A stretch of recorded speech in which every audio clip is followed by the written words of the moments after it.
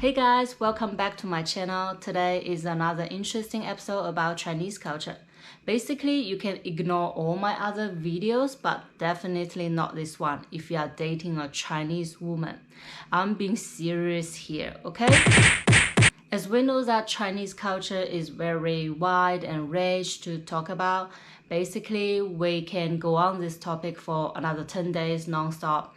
Anyways, when you date someone different from your home country, there will always be cultural differences regarding lifestyles, customs, values, diet, etc.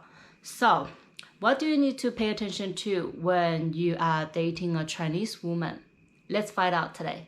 First thing first, your Chinese girlfriend doesn't drink or eat anything cold when she is on her period. It is safe to say that she would reject to have anything cold during that very special 5 days. By the way, when I say cold, it refers to anything colder than room temperature. So guys, forget about ice cream, iced bubble tea, iced coffee, iced beer. Try offer her one of them, she will kill you, I promise you. So why it is like that? I am not sure about other Asian countries, but in China, most Chinese moms would indoctrinate their daughters with the concept that having cold stuff during your period would bring you cramps, headache, stomachache, longer period, etc. That sounds scary, doesn't it? So most well-behaved young teenager Chinese girls would follow the words strictly the moment they officially become a woman. That very special day. You know what I mean, right? I'm sure you have your very special day as well. The day when you officially become a man. Anyways, I think it has a lot to do with the environment and evolution. Just imagine your mother did this, your grandmother did this, and your great-grandmother did this. It's not hard to predict that your body would prefer this type of special treatments during period.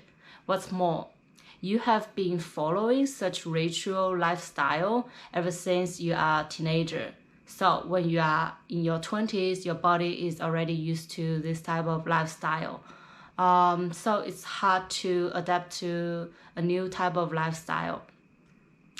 So how to break this circle? I think either be born in a different environment or just spend years to adapt in a new environment. That's it.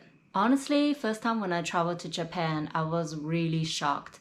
Not by the advanced Japanese toilets or how clean the street is. By the way, I love those toilets and sashimi. Toilets and sashimi sounds weird. Anyways, but the fact that Japanese girls are wearing skirts and drinking iced water in winter. I was like, oh wow, that really got me thinking.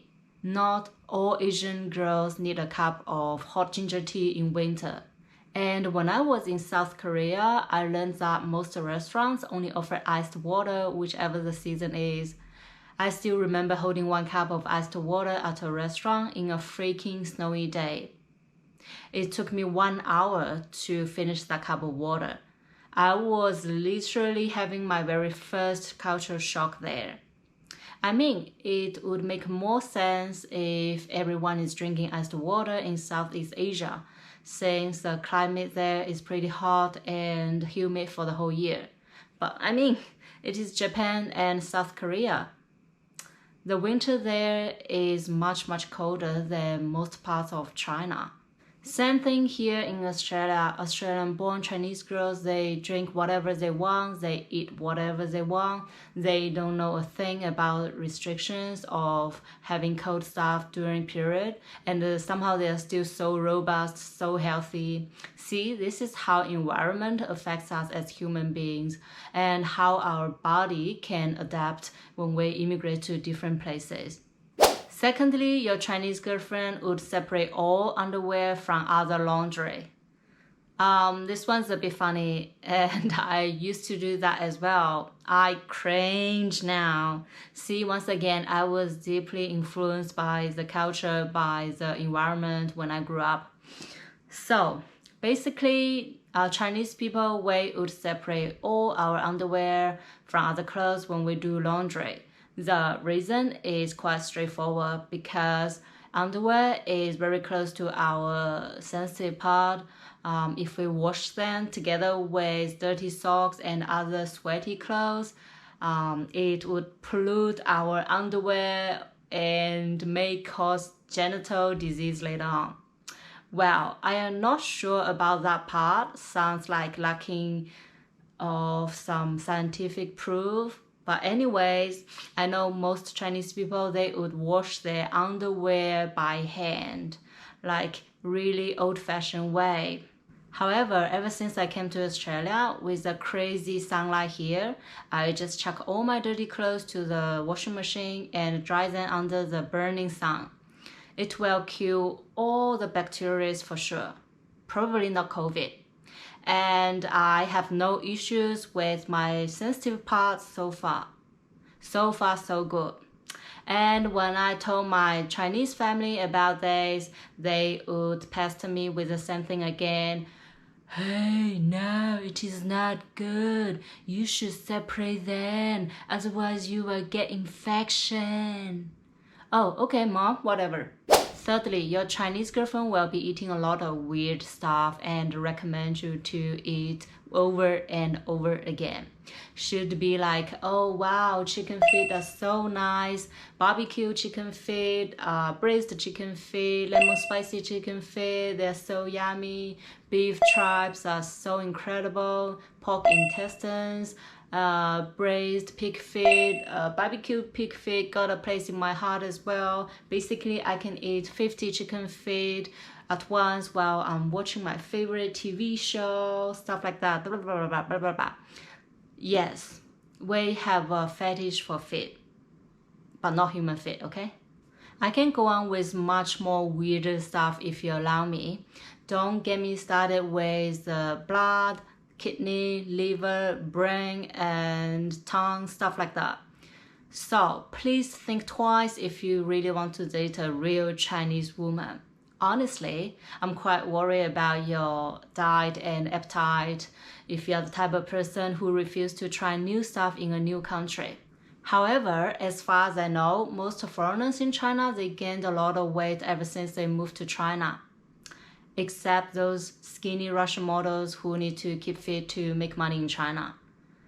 Honestly, it is the highest honor of our amazing Chinese food. You know what? Some of them adapt really fast. They can eat even weirder stuff than Chinese people do, which is quite amusing. And don't worry guys, I also gained 5 kilograms in the last 1 month during my China trip. So guys, cheers to the fact we gained, at least we had fun. What did they say? When you're in China, do as the Chinese do. Too cold! The last but not the least, this one only applies to foreigners who have made it to marry a Chinese woman. Since not all of you can tie the knot after so many dramas, so the last one is that your Chinese wife will be on 坐月子 after childbirth. So what is 坐月子? Basically, it is postpartum care in Chinese way. It is staying indoors for 1 month with a whole bunch of restrictions, such as some really crazy old-fashioned ones includes no showering, no washing your hair for 1 month. Of course, you can wipe your body, like no touching cold water, no eating or drinking cold stuff, and have chicken soup, fish soup every day for 1 month. 坐月子 was first introduced in Han Dynasty. The purpose was not only to fully recover the woman's body after labor, but also restrain women from different classes from showing up in public. It has something to do with the courtesy and social status as well. So who will be taking care of your wife and your newborn baby during 坐月子 period? Well, in Chinese culture, it will be your mom.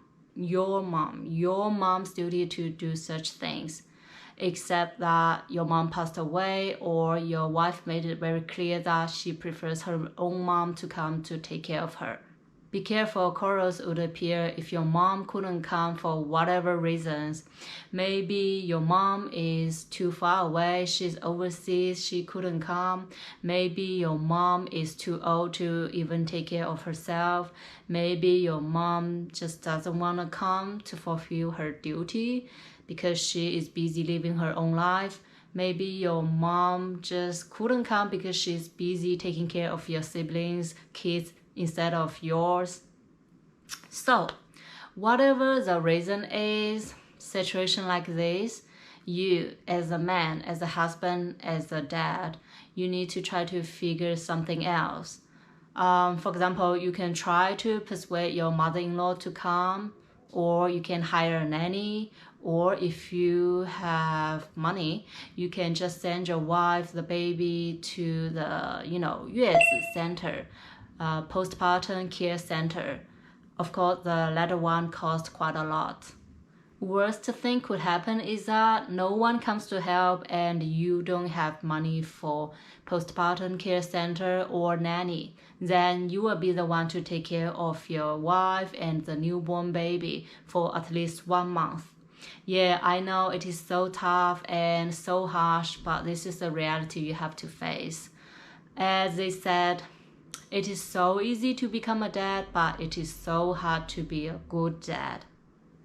Good thing is that nowadays young generation is getting rid of some ridiculous restrictions which lack of scientific proof, such as no showering or no hair washing for 1 month straight. Honestly, I would rather never have kid if I am not able to take shower for 1 month. I know one Chinese lady who came to Australia 40 years ago when she was in her 20s.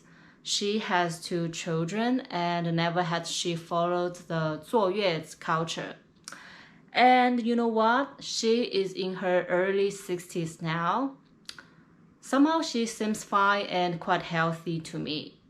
She didn't follow the traditional Chinese culture, 坐月子 culture, and she's still fine. That is very interesting. By the way, just let you know that business that provides 坐月子 service, 月子 center, postpartum care center, they provide very professional personnel to take care of you, or not you, taking care of your wife and your newborn baby for 1 month straight. This kind of business, they are making lucrative money in China. What I'm trying to say is that, hold on, I haven't finished yet. So basically it costs anything from $5,000 to up to $20,000. That is quite expensive and it is definitely lucrative. What I'm trying to say is that if your Chinese wife wants to follow this traditional Chinese 坐月子 culture, then you need to learn to respect it, even though you don't understand it at all, or you have never heard of it in your culture, or your mom had never ever done this 坐月子 thing. I mean, you need to communicate with each other and try to understand from her perspective. If some tradition lasts for thousands of years, I'm sure it definitely has something good about it, right? So do you still want to date a Chinese woman after listening to what I said? Are you having your culture shock right now? Of course, every case is different and cases vary. Just like not every single British man would suffer from receding when they age, right? Perhaps 99% of them would. Please comment and share your thoughts with me. I can't wait to hear opinions from you guys. And thanks for those who have supported my channel all this time. You got a place in my heart. I don't have to say your names and you know I'm talking about you. Anyways, I sincerely wish the best in your life. And thanks for watching. See you next time. Bye.